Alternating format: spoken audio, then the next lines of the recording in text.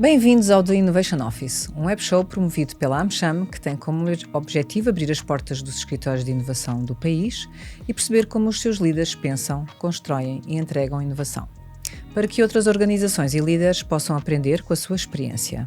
Eu sou a Lara. Eu sou o Manel.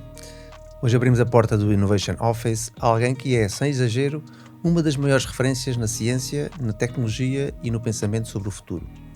O Arlindo Oliveira é professor catedrático distinto do Instituto Superior Técnico, presidente do INESC e uma figura incontornável nas áreas da inteligência artificial, dos algoritmos e da aprendizagem automática. Viveu e trabalhou em alguns dos principais centros de conhecimentos do mundo, de Berkeley ao MIT, do CERN à Universidade de Tóquio, e tem sido uma voz ativa tanto na academia como na definição de políticas públicas de ciência, tecnologia e inovação em Portugal e na Europa. Autor de vários livros e centenas de artigos científicos, antigo presidente do Técnico e da Associação Portuguesa para a Inteligência Artificial, o Arlindo tem uma rara capacidade de ligar a ciência profunda, impacto económico e reflexão crítica sobre a sociedade. Hoje vamos falar sobre o papel da ciência na inovação, o futuro da IA, universidades como motores de progresso e o que Portugal precisa de fazer melhor para não ficar para trás. Arlindo, é um enorme prazer ter-te connosco. Muito obrigado pelo convite. Muito obrigada. Arlindo, viveste e trabalhaste nos maiores polos científicos do mundo. Que diferenças é que viste existirem entre esses países e o nosso, na forma como encaram a ciência, a inovação, até o risco? Sim, portanto, quer dizer, nos sítios onde eu estive mesmo, não é? Em Berkeley, MIT, também em Washington, o que se nota é duas coisas, não é? A primeira é uma outra dimensão de recursos, não é? Quer dizer, quando o MIT decide abrir um novo centro, como aconteceu agora há 2 ou 3 anos, justamente dedicado à inteligência artificial, portanto, os números são nos milhares de milhões, não é? Portanto, começam com 2 ou 3 ou 4 milhares de milhões, portanto, portanto, é 2 ou 3 ordens de grandeza acima daquilo que nós fazemos quando tentamos uma iniciativa. Portanto, isto faz diferença, não é? E depois faz uma diferença muito grande também na operação das instituições, onde nós aqui temos muito menos apoio. Portanto, aqui os nossos investidores, os nossos professores acabam por passar muito tempo porque não têm apoio, não é? Quer dizer, quer na comunicação, quer na elaboração de propostas, etc. Portanto, enquanto que os professores lá estão muito mais dedicados, primeiro, trabalham menos horas. Estão muito mais dedicados a orientar os alunos e a pensar em questões mais inovadoras. E, portanto, nós aqui, o facto de estarmos várias ordens de grandeza abaixo na nossa capacidade de investimento em ciência e tecnologia, acaba por ter um impacto muito grande na qualidade e no impacto do que fazemos. Ainda muito acho eu que fazemos, quer dizer, considerando que temos se calhar 100 vezes menos recursos com o MIT, ainda acho que fazemos muito e escrevemos bons artigos e criamos empresas, etc. Mas de facto é um campo, uma luta desigual, quer dizer, o campo é muito enviesado a favor destas grandes instituições e agora começamos a ter uma outra competição, talvez não ainda ao mesmo nível, mas muito próxima pela China, não é? Quer dizer, as grandes universidades chinesas também começam a ter estes recursos, que provavelmente ainda não se comparam ao MIT, mas são muito superiores às das universidades, seguramente portuguesas e mesmo às europeias. E, portanto, esta diferença na alocação de recursos, e depois isto traduz, quer dizer, a área de Boston é muito inovadora, a área da Bahia, de São Francisco é extremamente inovadora, porque também há muito investimento.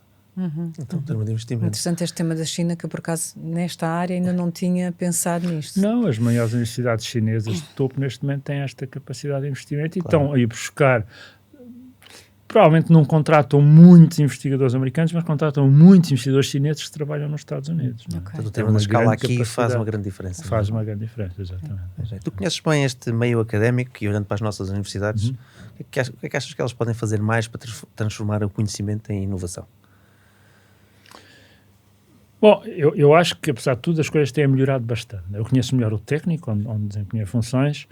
Nós, de facto, melhorámos muito a nossa relação com o tecido empresarial, portanto, durante o meu mandato, e depois continuo, depois de eu ter saído, criámos uma rede de parceiros, que neste momento tem mais de 30 empresas que financiam a atividade do Instituto Superior Técnico, que beneficiam dos resultados, que têm acesso aos alunos, etc. E, portanto, acho que o técnico é um bom exemplo. Outras escolas, como a Faculdade de Engenharia da Universidade do Porto, a Universidade do Minho, começam também a trilhar.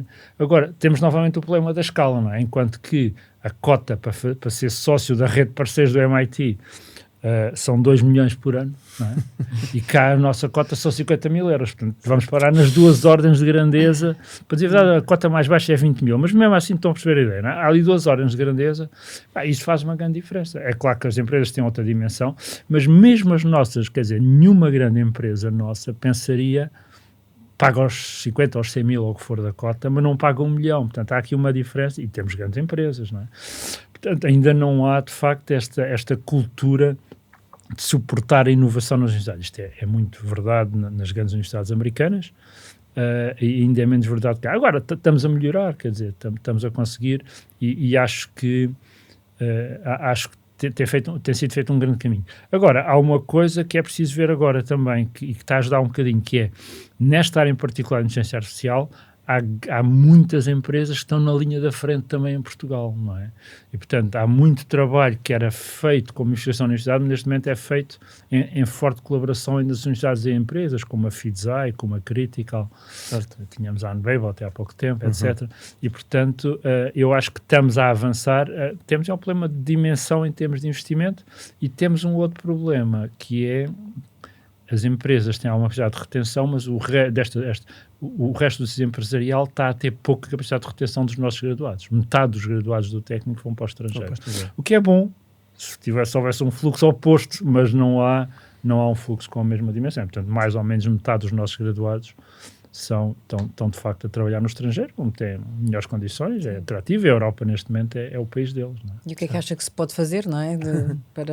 Na sua ótica, muita coisa, não é? Não há uma solução muito fácil, não é? Quer dizer, parte do que atrai os jovens para o estrangeiro são condições de trabalho e conhecer novos sítios, que eu acho que é extremamente meritório. Agora, quando há uma diferença de salários de um fator de 2 ou 3 entre aqui e a Alemanha, entre aqui e a Holanda, é difícil competir. Qual é a única solução para isso?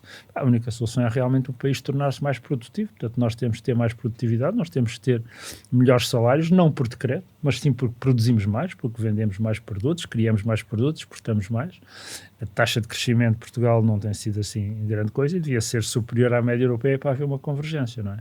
E, portanto, não há realmente uma silver bullet, não há aqui uma solução fácil, porque enquanto houver uma diferença salarial de um fator de 2, 3 ou 4, se falarmos para a Suíça, entre Portugal e estes países, e como sabem, enfim, o nosso clima é melhor, a nossa comida é melhor, mas também não se vive mal em Estocolmo, também não se vive mal, também não se vive mal em Londres, não é?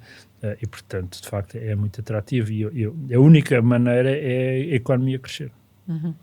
Há pouco referia, já falavas desta... Da academia com as empresas e esta ligação e da colaboração entre academia e empresas, e nós costumamos dizer muito que isto existe muito nos Estados Unidos e que existe pouco noutros nomeadamente aqui em Portugal. É verdade, existe de facto ainda um fosso entre a academia e as empresas, já não é assim um fosso, já começa a haver uma colaboração maior, podemos fazer muito mais por isso? Sim, eu tinha um professor meu que dizia que havia 2 problemas na relação entre a universidade e as empresas. Um é a universidade, outro são as empresas. Não é? E o problema é, de facto, a posição que as universidades têm perante a questão da criação de conhecimento tem vindo a evoluir, mas ainda é relativamente atrasada no tempo. Quer dizer, basta dizer que um professor que tenha uma coisa que se chama a dedicação exclusiva, que é uma lei relativamente obsoleta, mas que complementa um bocadinho o seu salário, e depois não pode, por exemplo, trabalhar, como se faz nos Estados Unidos, não pode sempre trabalhar 20% do seu tempo numa empresa, que era uma coisa naturalíssima. Não é? Também, isto do lado da universidade e, portanto, da própria legislação, do lado das empresas, temos uma dificuldade em Portugal que não existe nos Estados Unidos e que na Europa também existe um bocado, mas não tanto no Reino Unido, menos na Suíça, que é as empresas vêm como natural patrocinar e suportar a ação de uma universidade. Em Portugal, poucas empresas vêm como muito natural suportar a ação de uma universidade, apoiar a ação de uma universidade, porque a maior parte das universidades são estatais, são públicas, não é? E, portanto, ao colocar, como eu estava a referir, por exemplo, através da rede de parceiros, ao ajudar o orçamento do técnico em 3 milhões por ano, realmente estão a retirar esse peso do orçamento de Estado. E as empresas já pagam os seus impostos, e, portanto, se é para ajudar o Estado, já faço a minha parte. Claro. Isso acontece em toda a Europa, não é só em Portugal. Não acontece no Reino Unido, onde a filosofia é diferente, acontece menos na Suíça e, obviamente, não acontece nos Estados Unidos. E, portanto, mas também há aqui bons passos nessa direção. A nova SBE deu um excelente exemplo quando criou aquele campus ali.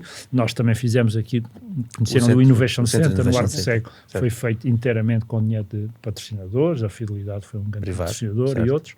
E, portanto, estamos a avançar. Agora, para dizer a verdade, enquanto não se mudar um pouco a cultura do lado das empresas, enquanto não perceberem... é verdade que as universidades são públicas, mas o seu orçamento acaba por ser autónomo, não é?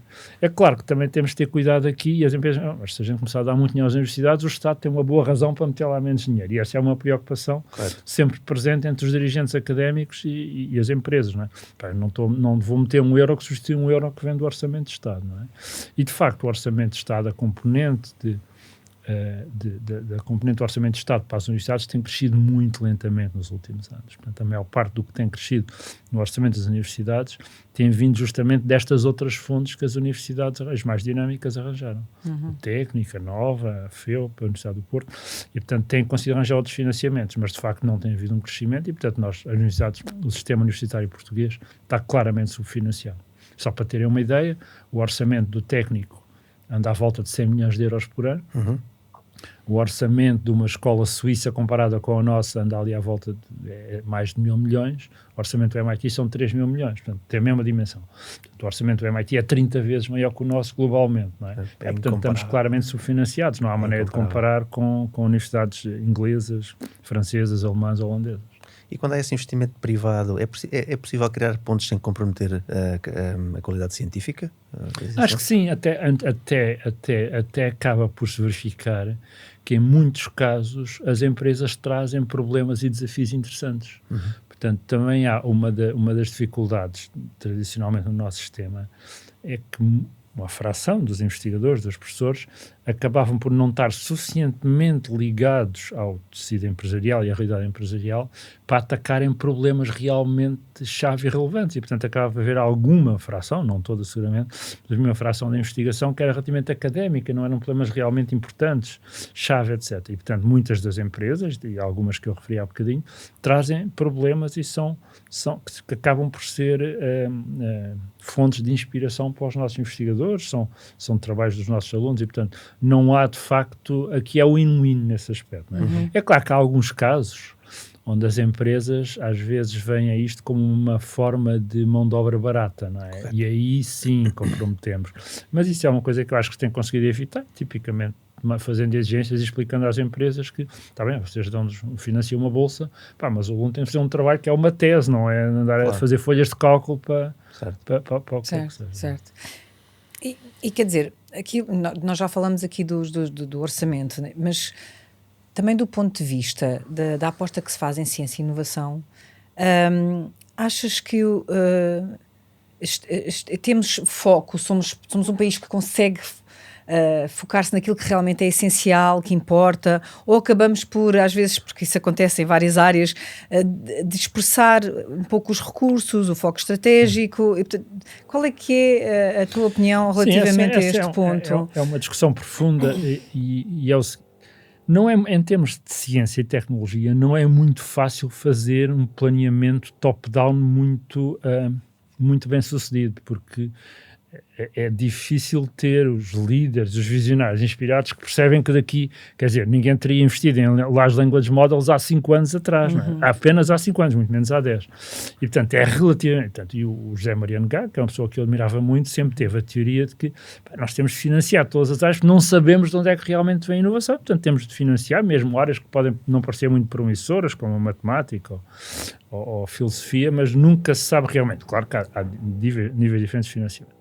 Portanto, eu acho que essa filosofia de que a inovação vem bottom-up através de financiamento adequado às diversas áreas, eu percebo isso. Agora, isto tem de ser complementado com algumas ideias estratégicas e direcionar certas áreas que se percebem que são importantes, não é?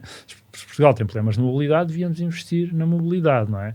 A inteligência artificial é relativamente fácil, porque toda a gente fala na inteligência artificial, e, portanto, mas o problema é, se Portugal tem uma área de mar tão grande, é natural que até chamadas tecnologias azuis sejam relevantes e mereçam um tratamento especial. Agora, o que também não podemos é esperar que um iluminado diga, não, vamos apostar no mar e, sei lá, na floresta, e isto vão ser os pontos fortes de Portugal. E depois não é nem no mar nem na floresta que vêm as grandes inovações, vem de um lado qualquer que a gente não está à espera, seja na inteligência artificial ou seja na biologia computacional. E, portanto, eu acho que tem de haver um equilíbrio entre um financiamento global top-down, onde as ideias vêm de baixo e as melhores são selecionadas, e alguma componente estratégica. Agora, nós somos muito maus em Portugal em manter estratégias que durem mais do que a duração de um governo, né? Portanto, quando muda o governo, a estratégia desaparece. E, portanto, por exemplo, nós temos infraestruturas científicas em Portugal que são muito más comparado com os nossos congêneres europeus. Porque, neste momento, há muitas áreas na biologia, na química, na genética, na inteligência artificial, que exigem infraestruturas que demoram muito tempo a construir, demoram 5, 10 anos a construir.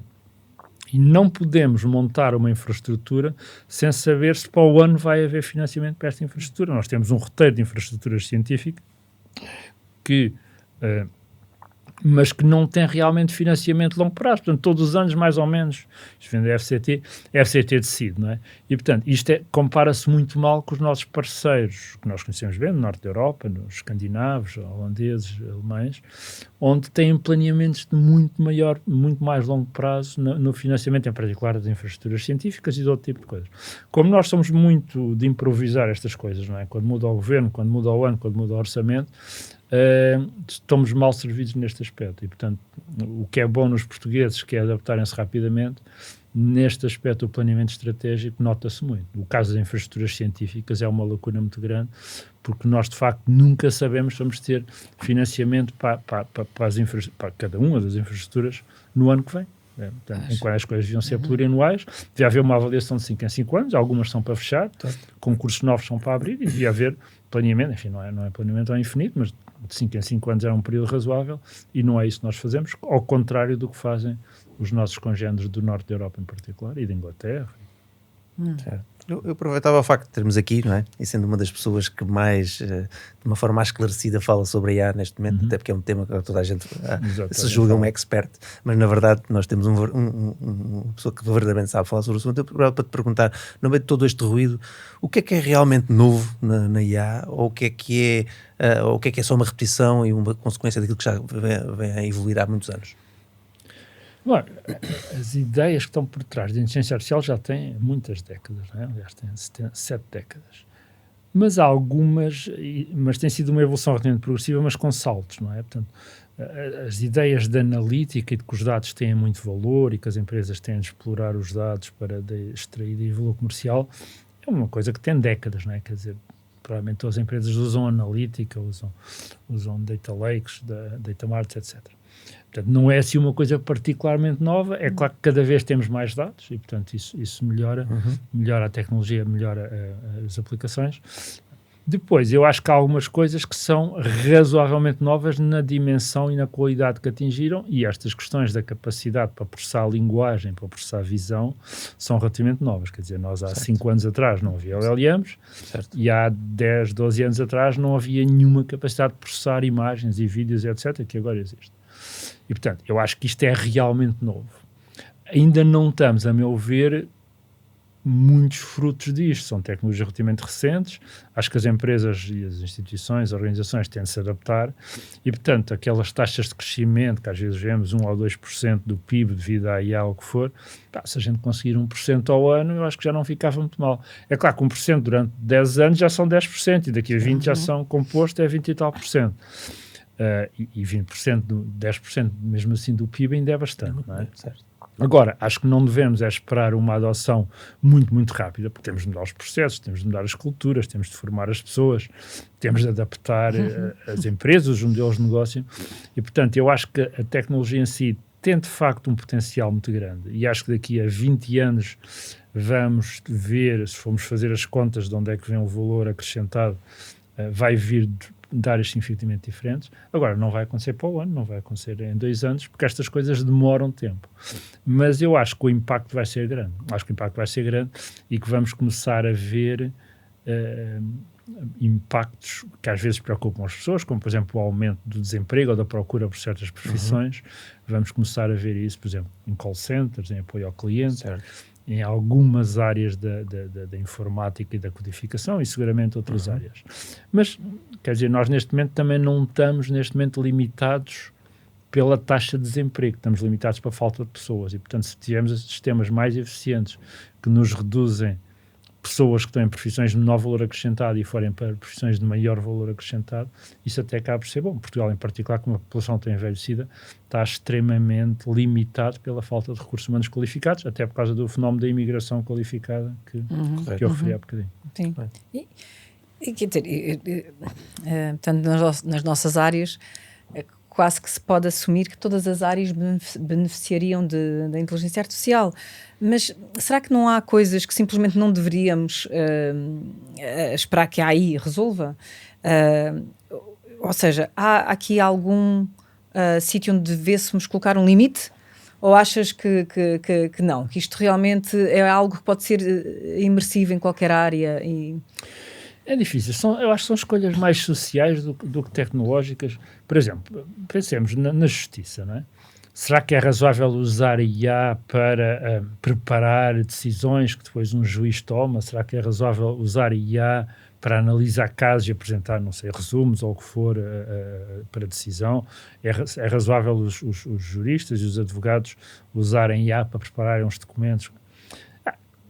Algumas destas coisas diremos provavelmente que sim, aliás estão a acontecer e portanto nem sequer temos grande alternativa. Provavelmente algumas pessoas diriam não, nunca podemos ter uma IA, uma inteligência artificial, um modelo a tomar a decisão por um juiz, não faz sentido, tem de haver no mínimo uma decisão final de um juiz. E portanto há áreas onde provavelmente em termos regulamentares, éticos e filosóficos não queremos que isso aconteça. E acontece o mesmo no diagnóstico médico, acontece o mesmo na educação, acontece o mesmo outras áreas da saúde, etc. Agora, também é preciso dizer que uma coisa é o princípio, outra coisa é a prática, não é? Quer dizer, se estes sistemas preparam decisões e depois há uma pessoa que, de facto, toma a decisão com base na análise dos textos, mas a pessoa não lê com cuidado e acaba por fazer o que muitas vezes fazemos, às vezes, que é carregar quando aceitamos uma coisa. Portanto, também há uma certa diferença entre a prática e a teoria. Uma coisa é dizermos que um diagnóstico médico não pode ser feito completamente por um sistema de IA, outra coisa é, com a dificuldade de recursos humanos que temos na área da saúde, se de facto não vamos ter de aceitar coisas como decisões preliminares ou análises, recomendações, etc., não possam ser. E, portanto, há aqui também um certo conflito entre o que seria o ideal de termos sempre o human on the loop, termos sempre a pessoa a tomar a decisão final, e o ganho de eficiência que estes sistemas permitem. Isso leva a um tema da ética, não é? Que é um tema sempre muito falado. É um sistema muito e cada vez começa a ser mais difícil a gente perceber onde é que está o limite e quem é que controla essa ética, tanto na concepção dos engenheiros, como depois na utilização da mesma. E na responsabilidade que cada um possa trazer, não é? Aportar. Certo. Como é que tu vês esse tema? Isto são questões muito complexas e que eu acho que mereciam mais discussão ao nível político. Ao nível, enfim, porquê? Porque, enfim, é para isso que existe a política, é para tomar estas decisões difíceis em termos éticos, não é?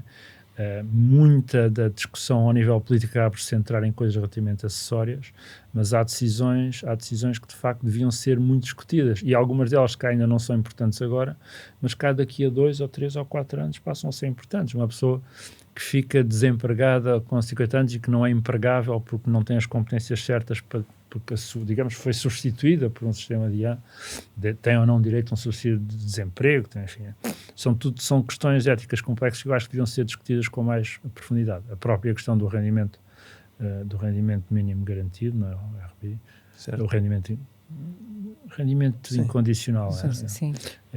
O rendimento universal, o rendimento básico universal, é uma questão que tem sido discutida em alguns países, em particular na Finlândia e noutros. Em Portugal tem sido relativamente pouco discutido. Portanto, acho que há aqui muitas questões éticas e políticas que, de facto, mereciam mais análise e mais discussão, quer nos órgãos políticos, quer pelas pessoas e pelos grupos e pelas pessoas que se interessam por estas questões. Nós temos aí um grupo de reflexão com a Católica, onde temos discutido muitas questões éticas, legais e sociais da inteligência artificial.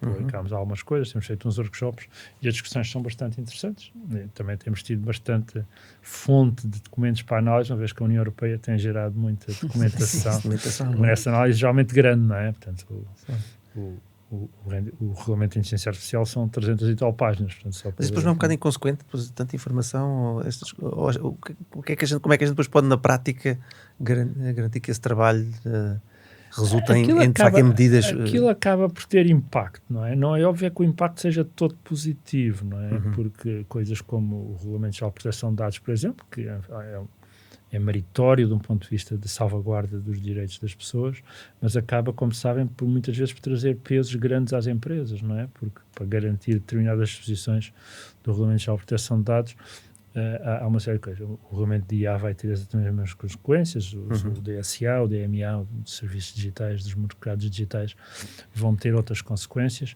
e, portanto, alguns resultados são de certeza positivos do ponto de vista de proteção dos direitos. Agora, há também alguns impactos negativos e um dos que me preocupa mais a comunidade é se alguns destes regulamentos e algumas desta legislação não acaba por ser também um travão à inovação que coloca depois também a Europa em desvantagem relativamente aos Estados Unidos e à China, onde há comparativamente menos regulação e menos preocupação com estas questões dos direitos individuais. Aliás, eu ia exatamente perguntar, porque é sempre um tema que nós às vezes discutimos. Qual é que é a tua opinião relativamente a isso mesmo? Ou seja,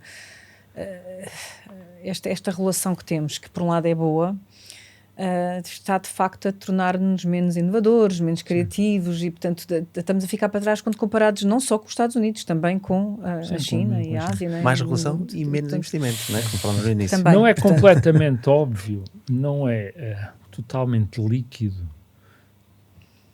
qual é o peso que a regulação tem no nosso atraso na inovação. Não é? É verdade, se vocês olharem para as 20 maiores empresas de tecnologia, acho que só está lá uma europeia, não é? A última vez que eu vi.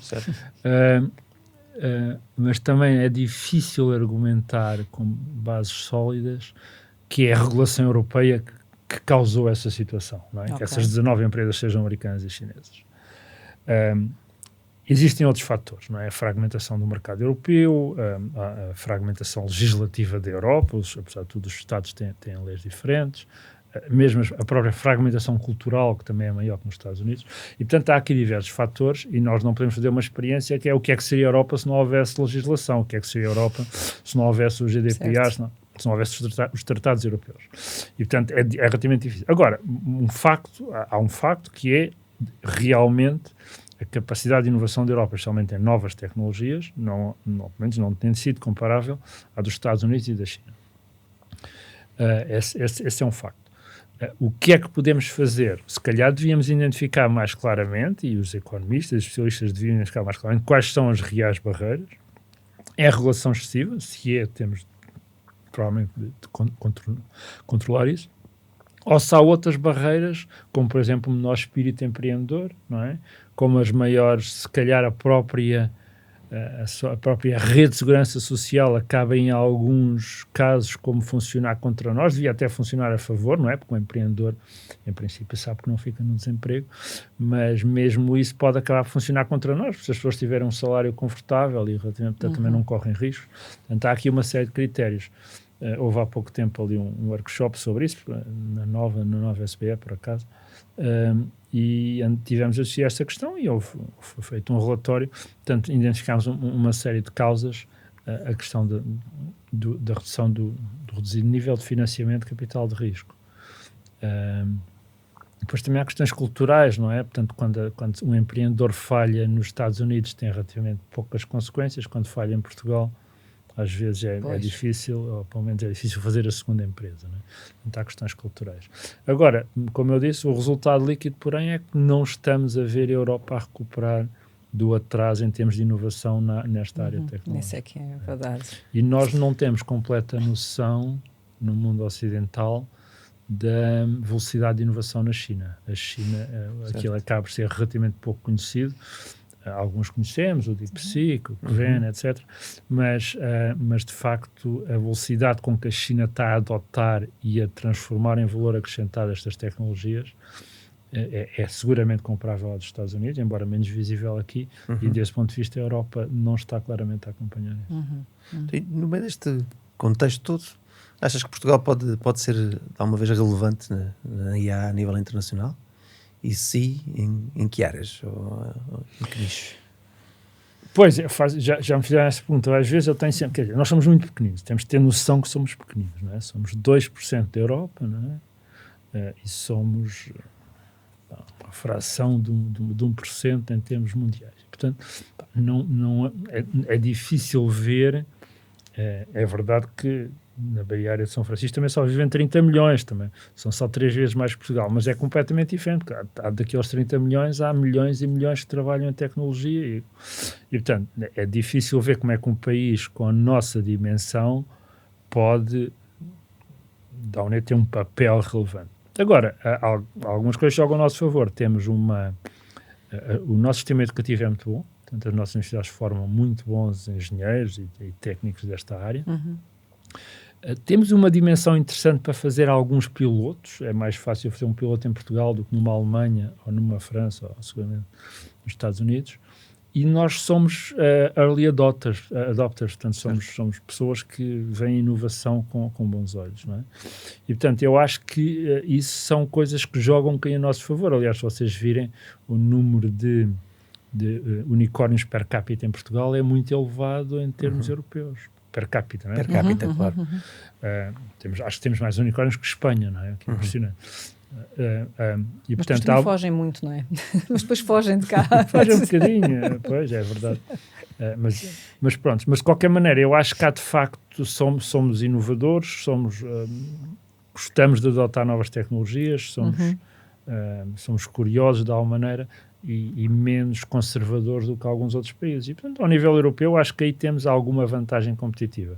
Agora, quer dizer, temos de pensar que a China é 150 vezes maior que nós, não é? Portanto, é difícil competir com países com aquela dimensão. Certo. Que usos é que, tendo em conta, não é, que Portugal poderia de facto ser aqui um polo, ou um berço, ou um hub, como queiramos chamar, onde é que deveriam, de facto, as empresas ou os nossos líderes apostar na utilização desta tecnologia? Vias assim a partir de uma área em específico em Portugal? Há bocadinho já falámos do mar, já falamos também da floresta, mas há alguma área em que, porque normalmente vemos isso também acontecer noutros países, não é? Há ali um foco industrial específico há uma aposta, não? O problema das apostas é que depois quando elas correm mal, não é? E portanto... quer dizer, Portugal tem, já falámos de várias áreas e o turismo é claramente uma delas, né? É uma vantagem competitiva por razões não só do clima, mas também tem a ver com a qualidade do próprio país. E, portanto, é uma área onde poderíamos apostar o turismo tem um problema que é não é uma área onde se ganhe facilmente produtividade, não é? Porque os turistas têm de ser recebidos, as pessoas têm de ser servidas à mesa, as camas nos hotéis têm de ser feitas, os recepcionistas têm de existir. Portanto, não é uma área onde é possível usar tecnologia para ter grandes ganhos de produtividade. Há, obviamente, exceções e há nichos, não é? No apoio ao cliente, no marketing, etc. É verdade também que a robótica está-se a começar a desenvolver de maneira sistemática e pode haver algumas destas áreas que pareciam antes não disruptíveis, digamos, e que através da robótica se possa ajudar, por exemplo, na limpeza nos hotéis, há uma série de coisas. E, portanto, eu acho que, mas quando é a resposta global à sua pergunta, eu realmente apostar em setores tenho alguma dificuldade por causa do que disse. Mas acho que nós, como Portugal, devíamos pensar quais são os dois grandes problemas do país. O essencial é a baixa produtividade. Portanto, nós, basicamente, produzimos menos euros, de maneira muito crua, menos euros por cada hora que trabalhamos do que a média europeia, do que a média da OCDE, do que os países mais produtivos. E, portanto, quando nós fazemos alterações, isto vai melhorar ou não a produtividade do país. Não é? Quando mudamos uma lei, quando mudamos o que for, isto vai melhorar a produtividade do país ou não?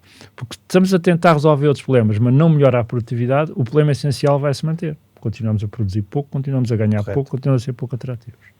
Este é um problema. O segundo problema não é tão nosso só, aliás, nenhum deles é só nosso, são os recursos humanos. Temos uma população muito envelhecida, temos dificuldade em arranjar pessoas qualificadas para projetos e temos dificuldade em arranjar pessoas para quase todo lado. Por isso, o problema da imigração também está muito relacionado com isto. É um problema muito europeu também, há muitos países. O problema também é muito europeu, mas Portugal é dos países mais envelhecidos do mundo.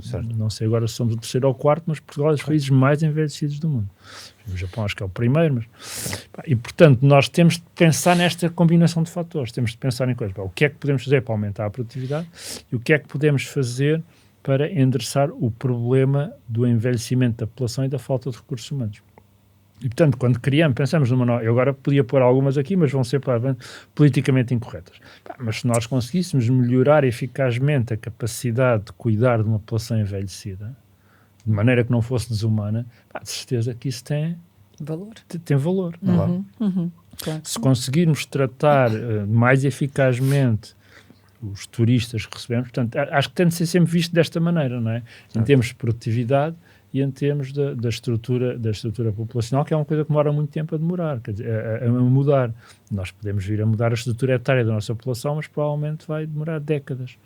E, portanto, eu acho que qualquer inovador, qualquer inovação deve ter atenção a estas duas questões. Curiosamente, a inteligência artificial tem potencial dos dois lados. O aumento da produtividade por força das tecnologias de IA, aplicada, e também endereça um bocadinho a questão dos recursos humanos, porque, bom, se eu faço com a IA, preciso de menos pessoas, basicamente. Correto. Né? Portanto, muito bem.